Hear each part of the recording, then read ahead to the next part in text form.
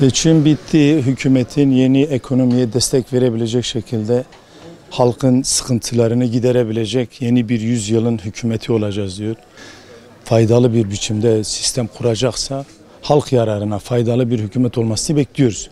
Hem Batman'ın hem de Türkiye'nin yararına bir hükümet olmasını bekliyoruz açıkçası. Esnafların da ileriye dönük kredisiz, faizsiz destek almalarını bekliyoruz. Hükümetin böyle bir kolaylık sağlamasını istiyoruz. Adaletin de halkın dile getirdiği gibi adaletsizlik falan filan var deniyor. Bunun da biraz daha şeffaflaşması ve halkın yararına bir düzen kurulmasını taraftarıyız. Hükümetten beklentimiz bu saatten sonra ekonomide gerçekten ciddi adımların atması lazım. Bir de kira konusunda bilhassa kanunlar çıkartması lazım. Çünkü kiracı vatandaşlar çok mağdur. Asgari ücretle gerçekten geçinemiyor. Bu konuda özellikle kira ve gıda konusunda devlet üzerine gitmesi lazım, fiyat düşürmesi için.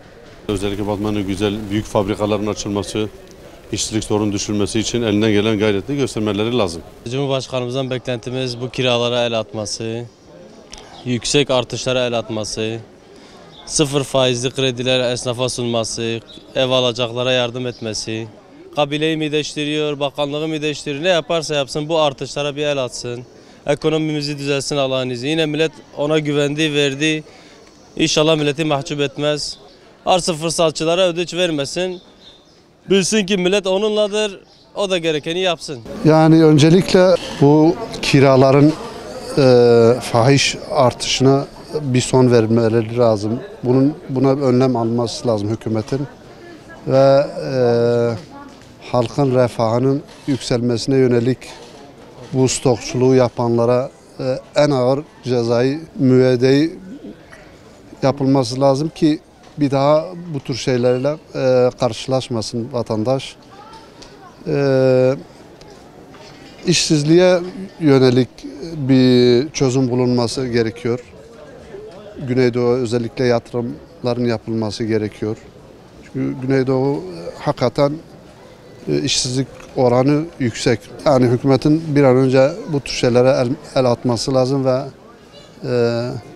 vatandaş da bu konularda rahat olması lazım. Seçimler bitti.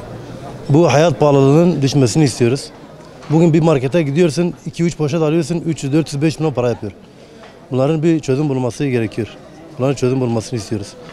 Artık kiralar çok yüksektir. Elektrik faturaları, su faturaları hepsi yüksek geliyor. Bunların düzeltirse iyi olur yani. İşsizlik de olsa iyidir yani. İşle azaltılırsa iyidir yani.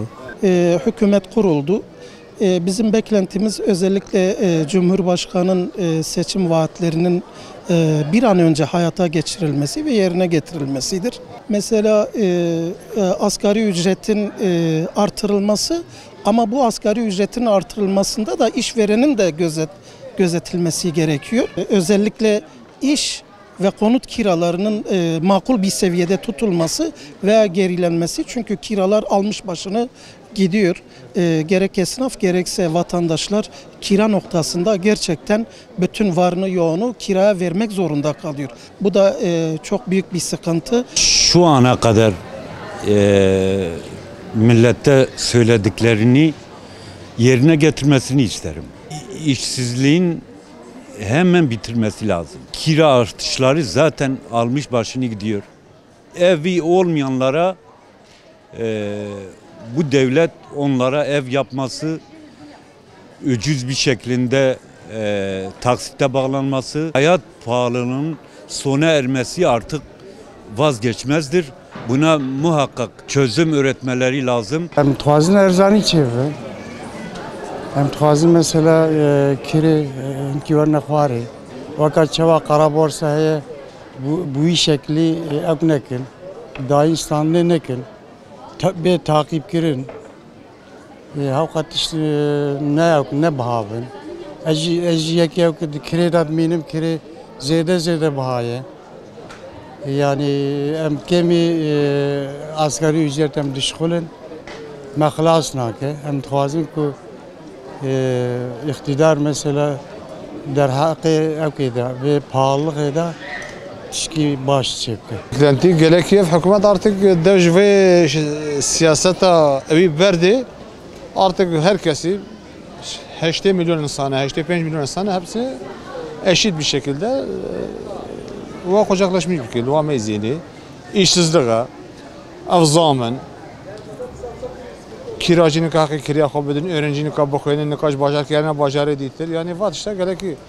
Buna emekliye, buna yaşlıya çıt fikir yap hükümet ve çava çekiyor yani.